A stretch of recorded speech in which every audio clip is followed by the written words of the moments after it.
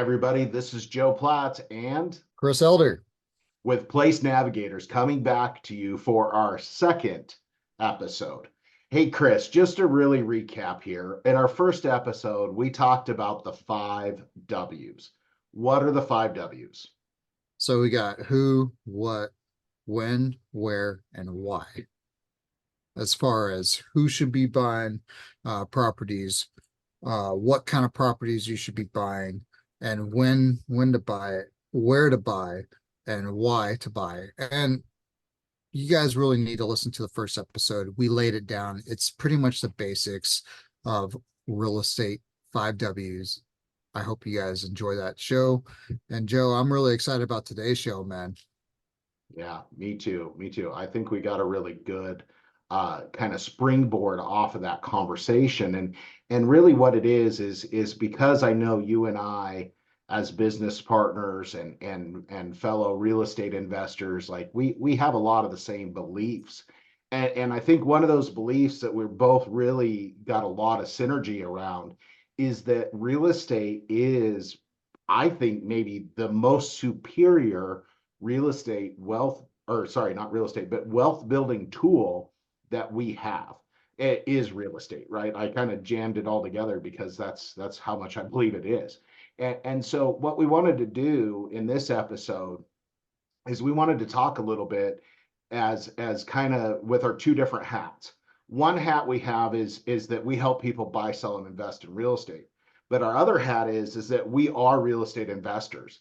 Now, here's a fun fact that'll blow your mind, Chris. Do you know that the majority of realtors in the United States of America do not own one property? You know, I learned that and I was just Wow. baffled. I was Yeah. baffled. How it's like a car dealer that doesn't drive a vehicle or have a rides license. rides a bicycle to the dealership. Yeah, yeah, yeah, It yeah. just it just it just makes me wonder like Yeah, what kind of service are they going to be able to provide if they never actually stepped into the shoes of home ownership? yeah. And look, I know there's some pretty awesome realtors that probably don't own any homes out there, and they've done a lot more deals than I've ever done. They might be fantastic. I just don't think that they're going to have the same level of uh, you know what I mean? Well, they haven't felt some of the emotions, and I think that that's a significant thing that we can't overlook. These are huge transactions, and not everything always goes right, and not everything always goes well, right? But here's the thing, man, whether they got a real estate license in their pocket or they don't, I think I can tell you what I've run into in talking to people because you know I train realtors, right? So I'm talking to homeowners, I'm talking to home buyers, first time home buyers, I'm talking to home sellers, I'm talking to first time investors, I'm talking to agents, agents that own a home, agents that don't own a home. And here's what holds people back. A lot of times they feel disqualified. Well, we're back to the conversation of emotions. And so one of the things that is kind of like our job as real estate professionals or our job as their mentor if they are real estate professionals is we got to help our consumer and we got to help our colleague. We got to help them from feeling disqualified to taking the action, taking the risk of the conversation of if not now, when would they be able to dip their foot in and get a little bit wet, right? So when we talked about the five W's, like part of this conversation that we had was when, right? And so I would say that the time to figure out what you can do or what you need to do is right now. It's kind of like that. It's noted as a Chinese wise tale. I don't know if it is, but it's like, when was the best time to plant a tree? 20 years ago, if not 20 years ago today. So I think we're having a conversation like that. I think we're having a conversation where people that bought a home 20 years ago look like geniuses because they got a lot of equity, unless they did ding dong stuff, right? And then, Yeah. but if you don't own a home today, maybe this would encourage you to pick up the phone and take that first step. So You we know, really go ahead. like you were saying, the whole entire waiting to save, waiting to do this, waiting for, oh, well, I need a good job, or yeah, you should have a good job, but the thing is if you're sitting here waiting forever, you're gonna miss it. You're gonna miss it Yeah. completely. And then when you're finally ready, it's gonna be a whole entire different mark. And that's people just sit there and they analyze and they analyze and then they just don't make a move, and because they're just sitting there thinking about it, and then they miss out. It's They just miss easier out. to do nothing. Yeah. Yeah, because if I just ignore it, then maybe it'll go away, right? So Chris, we are really blessed. We were both born in the United States of America. And I know I can trace my family to like when they fought to get here. And so I really appreciate that about my ancestors, that they got us to this soil. And this is a rich place, right? Like we really have a lot of opportunity, even in my brokest of broke moments, right? Like I still had a lot compared to what people around the globe face around poverty. But I'm just curious, uh, how many millionaires in the United States of America do you think uh, had real estate in their portfolio as a significant contributor to building their wealth? You know, here's the thing. I guarantee you the majority of them. It's it's more that do than do not for sure. And honestly, it's probably the fastest shortcut to becoming a millionaire. When Yeah, you look at millionaires, they own their place. They're not investing in other people. And that's the thing. A lot of people, they pay monthly rent over and over and over again, and they're filling up the pockets of their renters. And this is kind of going back to the five whys, um,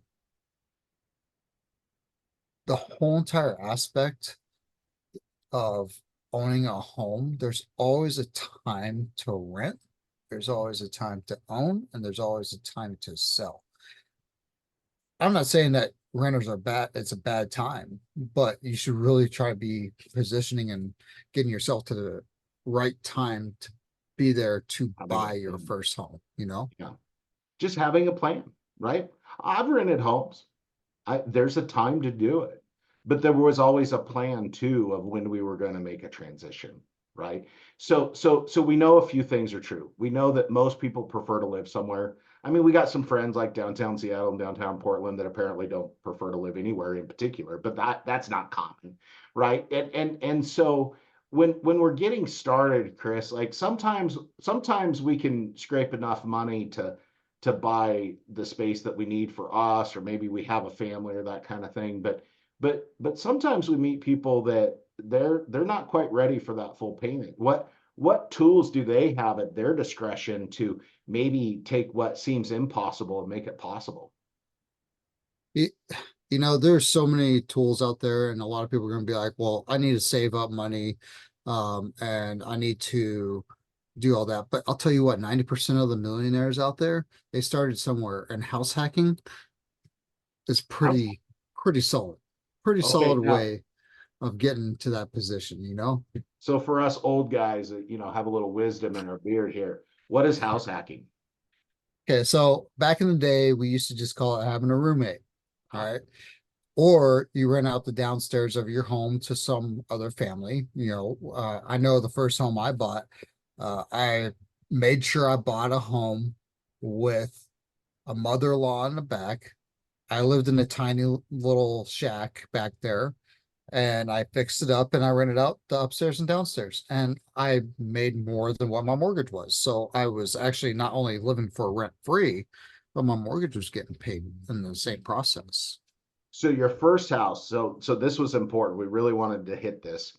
Your first house, the first, like we said, like sometimes we got to get from disqualified to qualified, and we got to take that first step. So you took a step, you bought a property, but you didn't choose, and maybe that was your choice, or maybe that wasn't your choice, but you didn't choose to take the full burden of the payment on you.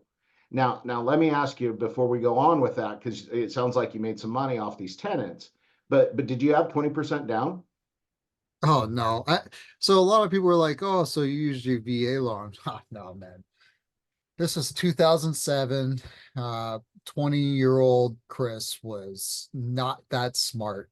I Yeah. didn't really know what the VA loan was, even though it's one of the most powerful tools Yeah. out there for veterans and for service members or Gold Star survivors.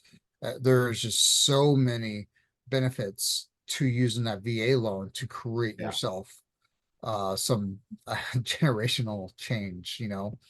But But you I didn't used to, know. But no, you I didn't didn't know that know. was an option for you. You No. were enlisted in the Navy.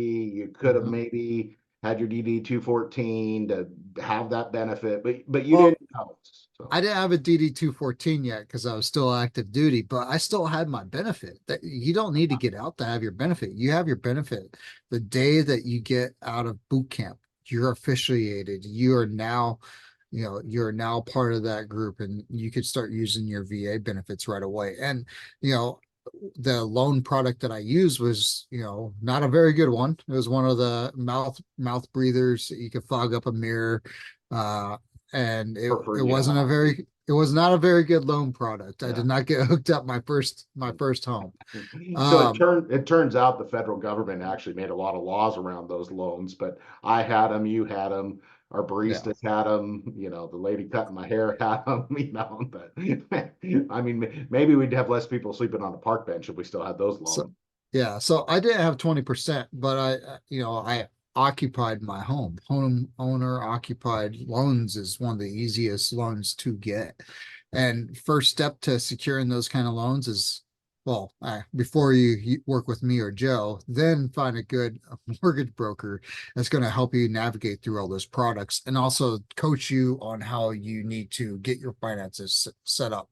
You do not need 20% down in most markets. Yeah. Yeah.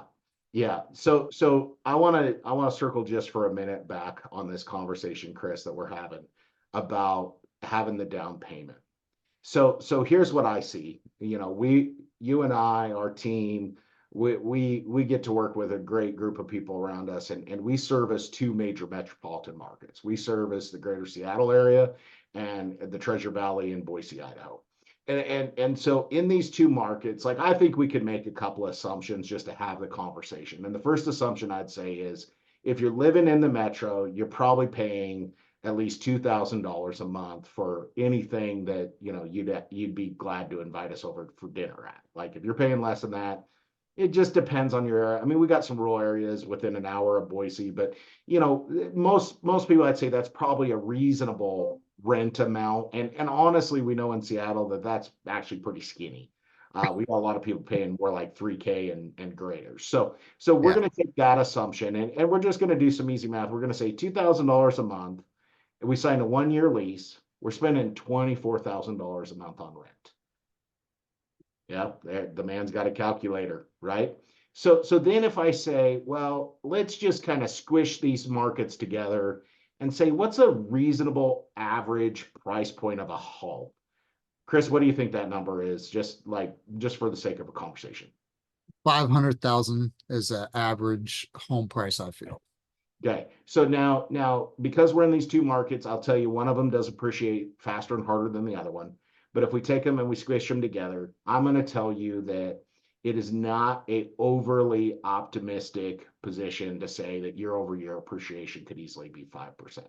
So if we take 500K, 5%, I like easy math, right? $25,000 is what that home appreciated. So the $500,000 home in 2024 becomes a $525,000 home in 2025 or more, but we're going to say 5%. We take $24,000 in rent that we paid and we add it to the appreciation. 24 plus 25 is $49,000. So what that 1 year cost of waiting while I'm saving up my bigger down payment is equating to is a $4,000 a month delta. If I go drive Uber and oh gosh, what's the other one? Like Lyft, DoorDash and DoorDash, Instacart and all that. Can I make a stay away from OnlyFans. well, right. Yeah. It turns out I'm not that pretty. But so We had a a little Navy joke for everyone. We had these little compartments called fan rooms on the ship. mhm. And I had a joke going around because I never heard of it, and then we were in Japan and I was like, Yeah, you should check out the onlyfanrooms.com. I thought they Perfect. were talking about fan rooms. I thought it was a Navy joke, but Yeah. turns out I was wrong. Turns out, yeah, yeah. So outside of OnlyFans, are we gonna easily make 4K a month on a side hustle? No, man. If we take our monthly income, just our normal, just our day job, like what's the reality that a first-time home buyer can save 4K a month above and beyond all their other expenses? It's pretty rough, man. It's And negligible. especially when you're paying other people their mortgages, and then you expect to save up, 2 grand a month, turns into 24,000, times that by 5 years. Let's say it takes you 5 years to get up to 100,000, because you got to also account for all the property values raising. In 5 years, 500,000 is not going to be the median house price. So Not unless just something keep, terrible happens. Yeah. yeah, keep that in mind. And it's just, yeah, it's astronomical. It's astronomical. And if you were to do the math, you're losing out. You're losing You're over 200. life-changing You're fortune, Yeah, you're losing out over $200,000 worth. And that's just at least. that's, yeah, at least at a very minimum. Yeah. If we combined all those numbers, we said it was 24,000. Hey, look, I got a little calculator in front of me, and I'm just kind of doing some quick math here, because I got to do that. And in 5 years, you're $245,000 Right. lost. So the equation becomes, and this is where I think it's a hard conversation for people, and especially, I mean, I'm gonna probably get myself in trouble here, but I find that with some older generational thinking, and when that influences on even some younger people, that this idea of you got to have this 20% down, that equation isn't taking into account that 1, 2, 3, 4, 5 years of rent payments plus we've actually experienced inflation in a big way in our lifetime, right? The value of the dollar went down. When the value of the dollar goes down, hard assets like real estate goes up, right? So it just increased the cost of our assets. Even assets that depreciate like our cars, they went up. Like some of us had cars that we got as used cars and then we resold them for the same price we paid for them. What blew my mind the other day, Chris, is I sold some electronics on eBay for exactly what I paid for them 5 years ago. Electronics are really supposed to depreciate, right? Because that was not new technology. But that technology, even at 5 years old, was worth what I paid for it. Now, the difference was the dollar wasn't worth the same dollar, right? So we've got inflation, and then we've got the natural appreciation outside of inflation, and then gosh, man, I think the hardest thing that a lot of us are dealing with right now, and even some of us have some regret, is we could have got mortgages, or maybe some of us did get mortgages, but we wish we would have got more, or we wish we would have got them at different addresses for 2 and 3%, right? Brother, one of the first things I did was, when I saw all those rates going down, refinanced. Yeah. And I am so thankful that I was able to refinance all my properties, because I Yeah. locked in a super low rate. Yeah. And and if you look at NerdWallet, going back to inflation rate, because the inflation rate used to be 2% Yeah. on average. Yeah. Now it's, NerdWallet's quoting the new currency inflation rate is 3.4%. That's crazy. And that's after it came down, right? Because we know it went higher Yeah. than that, right? Oh, So, dude, right. when I bought my car, I bought a car and let's say 2020. I bought a car, no, not 2020, 2018. I bought a 2016 Toyota uh S, the Corolla S. Super sweet car. Love that thing. Drove it. I drove it a lot. I was driving over 3 hours a day, commuting back and forth from Snohomish, Washington to Whidbey Island, because I worked up there, Naval Air Station, Whidbey Island. Mhm. And I bought that car, I want to say, for just under 11 grand. I sold it in 2020 for 10 grand. Yeah. Yeah. That it just did not, And I your car didn't almost, appreciate. Let's just be really clear. no, Your car did not actually appreciate. the value of your currency went down. Exactly. And what's really crazy is I could have sold it for more. I was just selling it quickly. Yeah, yeah. So let's get into we've talked a lot about kind of the semantics of why and not feeling disqualified, taking that risk, like pick up the phone, call your realtor, call a lender, like take action, make a plan. So let's talk about like these tools. So most of us can't stroke a check for these properties, right? Like something really special had to happen to us to be able to pay cash. And candidly, something really special had to happen to us to have 20% down, right? Or maybe it came in tragedy. Like I honestly have some friends, and I actually just closed a house for somebody that they got the down payment, but they got the down payment because they inherited it. And here's what I know: people that inherit their down payments, they'd trade that money to have that loved one back. Like the house is nice. Don't get me wrong. They're grateful for the house. There's not an ounce of lack of gratitude in them, but they wouldn't choose the money over somebody they love. So we're going to make some assumptions that we're going to have low to no down payment. We're going to make assumptions that housing is a significant part of our monthly expenses because it is for most of us, right? And so what do I do to get a loan? Like, do I just go buy a fourplex and get four tenants and plug them in, or like what do I do? The honestly, the most easiest way to do it is what I said earlier is owner occupied. Owner occupied is the easiest loan to get. You got conventionals, you got FHAs, you got VA, and some of those you'll even find if you qualify for VA or even FHA, it's going to be a low for the FHA side. It's going to be a low, and then for the VA side, it's going to be too no down payment. I'm not saying that you're not going to have a down payment for VA loans because depending on what market you're in, if you're in California, you're probably going to have some down payments in some of the areas that you're at. Mhm. But a lot of people don't understand how these VA loans work. It's a guaranteed loan, guaranteed up to a certain amount.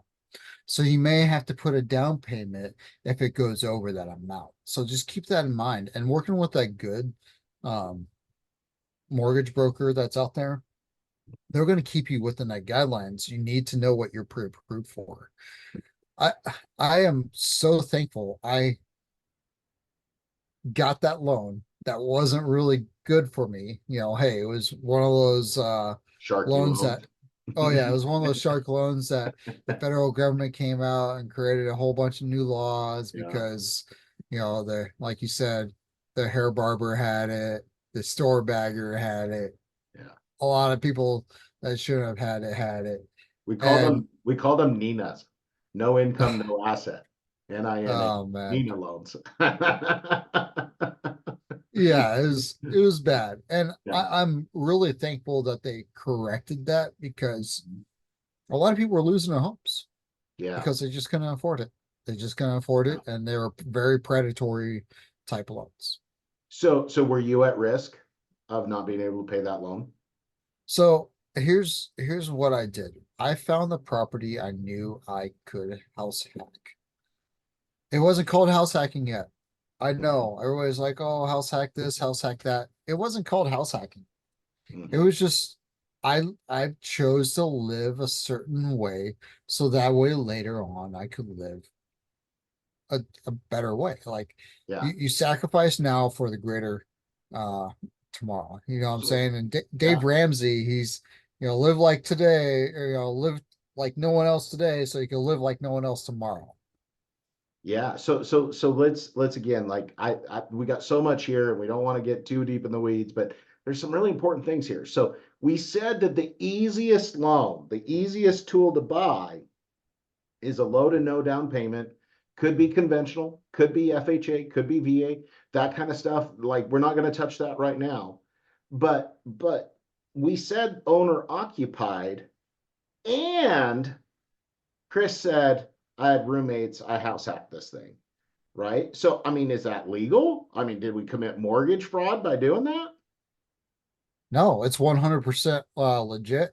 And you have to make sure that you look at your local requirements. But I believe is it 4 units, Joe? It's 4 units now, right? So you could have Oh, four units on up to 4 units on your property, and it's still considered a single, you get that owner occupied loan product, and it's going to be life changing if you decide to live like that for your first couple years and you hold on to that thing. It's life changing. I'm telling you right now, it was the best decision that my wife and I made when it came to dealing with our finances. Yeah.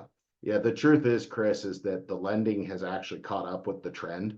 And Fannie Mae and Freddie Mac actually just revised their guidelines recently that especially on like legit multifamily, like duplex, triplex, fourplex, that they're now allowing more consideration in the underwriting for the rental income that is forecasted to be received. So they're actually making it easier to create this path. And I agree with you. Like, I think a lot of us have done a lot of things in our life for a season that maybe weren't our first preference. Like, I don't know about you. I know some people that their first car was their dream car, right? I knew a gal in college that was driving a brand new convertible red Mercedes, but that wasn't me. I was driving a 1972 farm truck. Like, that's what I was driving. Right now, it wasn't necessarily my dream truck, but gosh, I was sure glad for transportation. So your first house, you looked for something where you could have roommates, you could do some different things. You got a loan that was legal at the time, but in the rearview mirror is a little sketchy, but you made it work. You made the payments. Time went by real quick, Chris. Like just for like some shock and awe, like how much by a multiplier has that property appreciated from 2007, I think you said, to 2024? Like, is it like a 3x, a 2x? A 0.5x? Like, where are we at? I would say it's definitely 3 times. It's yeah, So now wait a three minute. times. Wait a minute, wait a minute, wait a minute. Like we got to talk about this, bro. So you bought something that had 6 digits in it with a comma Mhm. but after the first three numbers, right?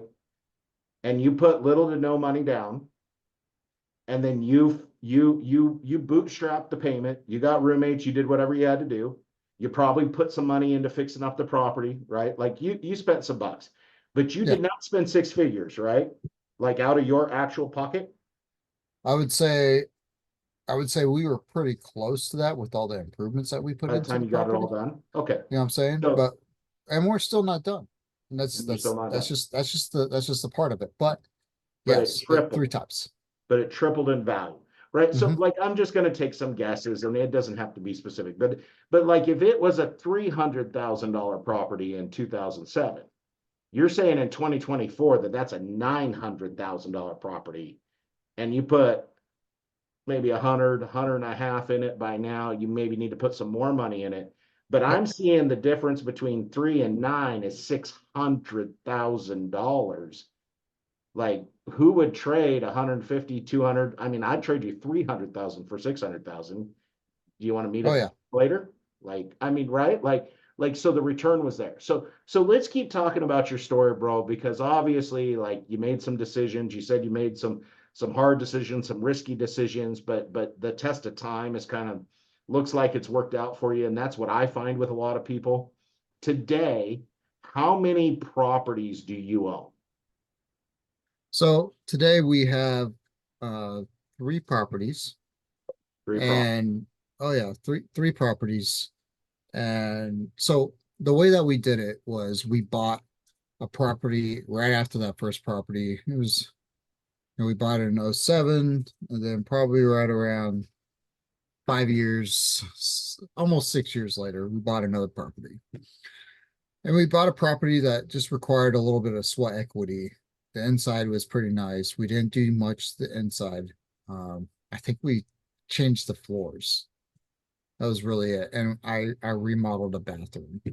But the outside, I put a shop, I put a riding arena, I made the yard a little bit nicer, did some work to the backyard, some tractor work, whatnot. And I mean, we ended up selling it for almost 30% more than what we paid for it. So you bought, Unless, so you took the first property. Did you sell that property or did you just no, buy the second property? We just bought a second You bought a property. second property, you made improvements, and then you sold the second property and you Yep. made a 30% return on your investment. Now, again, how much of the bank's money was in that initial acquisition and how much of Chris and Sarah's money was in that initial investment? I mean, my what do you call that? The escrow, right? Yeah. So that was it, escrow, and then we had to make payments. We had to make the Oh, so payments. you're saying that you just paid like some closing costs and did you use your VA benefit on that one? Is that what you're saying? So that one I did use my VA benefit, Okay. and which was great because I Yeah. started getting a little bit smarter. I found a realtor that was really good and started teaching me on Yeah. some stuff, and she got me with some good loan products and some Okay. mortgage brokers out there that Yeah. helped me figure all that stuff out. Okay. So you got a professional, right? And they showed you what your options and opportunities are. Everybody's are a little different, right? But they showed you what your options and opportunity. And you used leverage from the bank with your options and opportunities to make a 30% profit. Today you're sitting at three properties, so something happened in the middle. So this is how we got started. Today, I know for most investors, a property doesn't necessarily mean a single rental. And the way you talk, I have a suspicion that you have multiple rentals inside of a property. So we call that doors. That's kind of the investor lingo. We say, well, how many doors do you have? So how many doors are you collecting income on today? So now, flash forward to today, we have 7 doors, Seven. and and that's 7 doors, and yeah, and technically it could be 8, but it's Okay. 7 right now. Okay. And we're sitting at a positive cash flow of 40%. 40%. So you're saying if my costs, which these are probably like mortgage payments, right? If my cost is X and my income is Y, when I look at that spread between X and Y, you're clearing 40% Yes. over your costs. Over. We Okay. are we Now, are now sitting at a position where, and not just that, but my rent's paid for too. so what you're saying is you're making a 40% profit and that includes the payment for the property that you live in. That includes the payment of the property I live in. So I live for free. That was my first goal, was how do I live for free? Yeah. Second goal was how do I get these properties to start paying me so I could continue to not have to work when I retire. Yeah. How long did it take you to build this? I started in '07, Okay. and What I point did you mean, hit that point where you were living for rent free and you had positive cash flow? let's see, it would be about that 15-year mark. 15 years. At that high of a, yeah, 15 years. Yeah. Yeah. Yeah. I mean, I think a great question is our audience when they think about their life and where they're at today and maybe where they were at 15 years ago. Now, some of us might have been children 15 years ago, or maybe we got some young listeners that they're like, I wouldn't even be old enough to, do anything, right? Like, but the question is the effort, is the phone call to Joe and Chris, is it worth starting on step one such that it could be possible? I would even maybe be so bold to say likely, but it would be possible that in 15 years from day one, that you could be living rent free and collecting supplemental income off of real estate that you own. And I think that that is something that if we ask people, would you do it for 15 years if this is what it would create? That a lot of people would say yes. And if they didn't say yes, Chris, here's something that I would wonder about.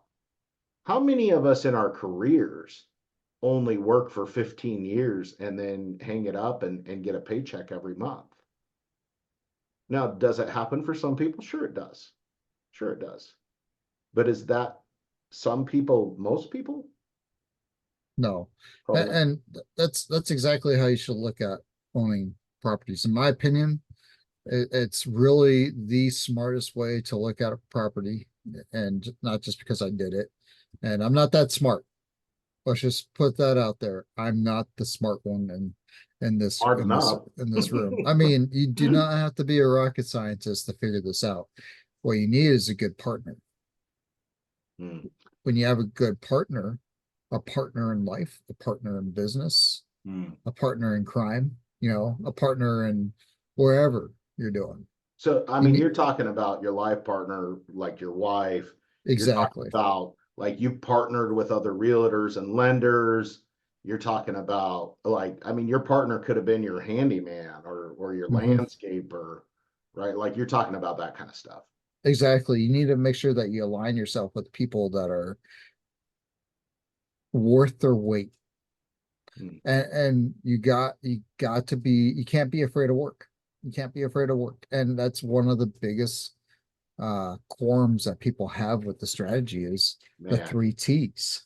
The three yeah. T's. I was gonna say Yeah, you segued right into what was burning in my head. yeah. I've been talking to people about buying, selling, investing in real estate as a professional for 21 years. And if I told you in a short sentence, what's the number one thing that makes people's like faces contort and their eyeballs pop out of their head and their lips pierce, like they'd say, but if I have a tenant, they might destroy my property.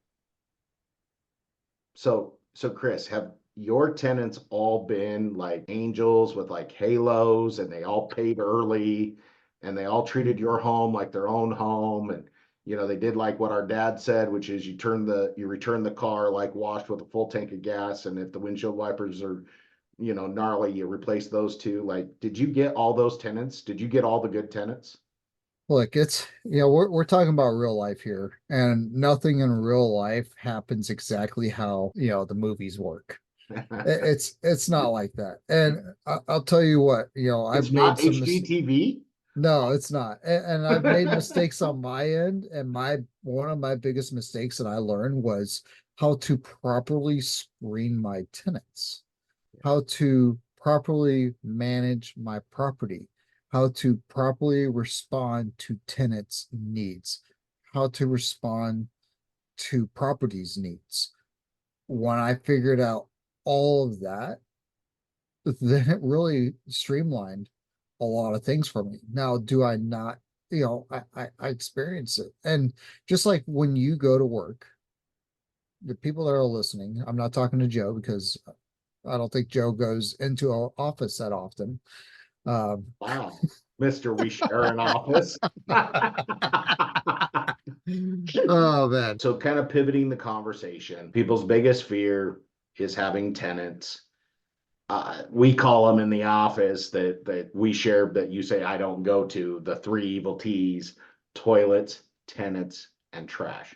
So you were saying that you have kind of developed like some methodology, and we got fair housing and all that stuff, but you've developed some methodology around screening the tenants. You've developed some methodology around kind of what we are going to call servicing the tenant, like meeting tenants' needs. Like tenant calls and says, I want this, or I need this, or this thing broke, or can I paint the wall, flamingo pink, right? You got an answer for that now. So what are the other things that you guys have used to efficiently manage that? And what are some options that maybe you don't choose, but somebody could choose? Honestly, it all boils down to relationships. We maintain a good relationship with our tenants, and we also understand that life happens. So you gotta keep that in mind. It's just like a job, like you and me, we all went into an office at one point in time in our career, and we had to work with somebody that we really didn't like. But guess what? We're still professionals, and you're gonna work with people that you do like, and you're still a professional. You're still going to do the things that need to be done. Now, when I was talking about responding to tenants and property needs, if that Mm-hmm, toilet breaks, you mm-hmm, better be responding. mm-hmm, You better be available to them. If you're not going to be available because you have like a planned trip or something like that, you better have avenues to where you can make sure that it is taken care of because you're responsible to them. You're responsible to those properties. And that's where a lot of people don't understand. You have to treat it like a job. But what's another option? Like let's just say my life doesn't allow. Like we got a gentleman that we help out in the office professionally, who's active duty and he's stationed at the Joint Base, right? So what's his options?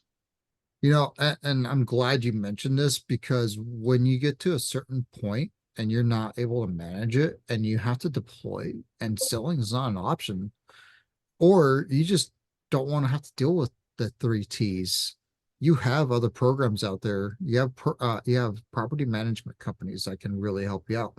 And if you're in Idaho or Washington State, I really recommend you to look up Joe because he's going to be able to help you out and managing your properties. He has a phenomenal team that makes sure that not only the tenants are taken care of, because honestly, that was my biggest problem when I hired management companies was that my tenants weren't being taken care of. But also the landlords are also taken care of as well. It's about relationships. That's what it is. And that property management company, you want to make sure that they know how to manage relationships as well as properties. Yeah, yeah. I would tell you candidly, Chris, in my years in this industry, I think that the two biggest struggles have been tenants and having the right tenants. And the second biggest struggle is if that person doesn't have the desire or the resources or the ability to manage their own properties, having the right property manager. And so, you said something that like if I could like own every billboard on the continent and put it up there, it was that you called this like a second job. You called it work. And I don't want to scare anybody away about the work of it, but I don't want to sugarcoat the fact that the people that call me that are in a disaster and say, just help me get rid of this thing, are the ones that didn't ever show up to the work. And they didn't hire the work, they didn't do the work, they didn't plan for the work. Like it was like they had some dirt that they thought they'd have a lawn on, but they never ever did anything. And then they woke up one day and it was weeds, right? Like it's one of those things where it's like we're not going to hide the fact that this doesn't take time. You took 15 years, time and effort, work, WRK, it's a four-letter word, right? We're not going to hide that fact. But when we're talking about, like in our example earlier, where we said like it's possible that you made like 600K over this time. I'm just guessing that if you'd picked up another job and you were able to save every dollar of your wages, that you probably would have made less doing a second job than you made in having that real estate that you've owned for these number of years. So the Yeah. work is there, but the reward is why, going back to what we said earlier, 90%, according to the data, of first generation, first time millionaires did it through owning real estate. Yep. That's absolutely right, brother. And like you said, man, it's in a perfect world, we'd be doing a lot more. It'd be so easy. But it's not easy. And that's why a lot of people don't do it. And then they're later on finding themselves in 15 years saying, man, I really wish I would have bought that first home. Yeah. Prices were so low back then. I don't know how many times I've heard that, especially because I've moved in so many different environments, being around sailors that were uh, moving here, then leaving, Highly and then transient. Yeah. yeah, they were like, man, if I would have just bought a house, I could have made 60, 70,000 dollars, or oh man, like even upwards to 300, 400,000, depending on where you buy. And that's that's really a shame Yeah. because you can build your net worth exponential. You could build your net worth super fast by doing something simple as buying your first home. I think that a lot of this conversation is the heart and soul of why you and I started Place Navigators was how do we navigate through these conversations in real estate and how do we set people on the right path? And here's something I know. There's properties that I either tried to buy or maybe a property I put under contract and then maybe I couldn't get the financing because I was young and ambitious, or maybe like I got pretty fouled up in 2008. Like not everything went real well for me. And so there's properties that I had to sell, right? And I just would tell you, like you and I jumping in the truck, and if we drove around just at like what I've dinked around with in my lifetime, and I pointed those properties out to you, there's not a one of them that I wouldn't tell you, kind of wish I would have, should have kept that one, right? And I can tell you, like I have the benefit of getting to work with, the two generations in front of me, the age of our fathers and the age of our grandfathers, and they say the same thing. And you said the same thing, and I think we should land the plane here. You said I bought this property with this risky loan when I had to have roommates to help afford it. And then all of a sudden we fast forward 5, 7, 10, 15. Now we're looking at, all these years ahead. And even if it was the dumbest decision, but it was actually not. But even if it was, because you stood the test of time, you look like a genius. And now you're sitting on three properties, 7 doors, 40% positive cash flow, could be more, living rent free, being paid to own these homes, right? And time is that secret ingredient. So here at Place Navigators, if you haven't taken that first step, we'd love for you to call us and make that first step, DM us, whatever, send a carrier pigeon. We don't care. Get a hold of us. And then secondarily, maybe you live in your home and it's time to become the investor. Or maybe you've tried it and it didn't go well and you said, I'm never doing that again. Maybe we could try again. Maybe we could talk about a better plan, right? Or maybe there's just a better strategy to how you're doing it. Or maybe we could just get together and celebrate how you're killing it and just give you a high five and encourage you and cheer you on. Because I know for me, Chris, I don't know about you. Sometimes those of us that are gutting it out in the real estate investor game, it's nice to know somebody else who has put in the same blood, sweat, and tears, and we can compare notes. Yeah, man. It's good to definitely pick the brains of other people that are out there doing it. And I'm always here if anybody has any questions or any concerns of their own, or they want to know um how I think about their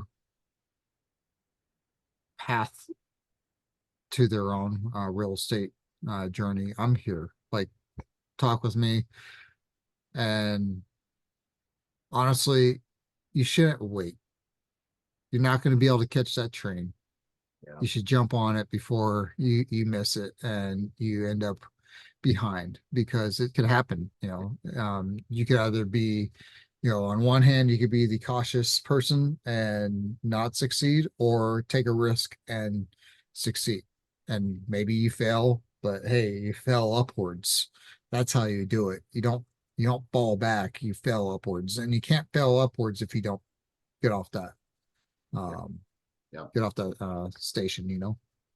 And maybe not waiting means just having a plan. Maybe you're not ready to buy right now, and that's okay. But how do we make the plan to get you into home ownership when it is right?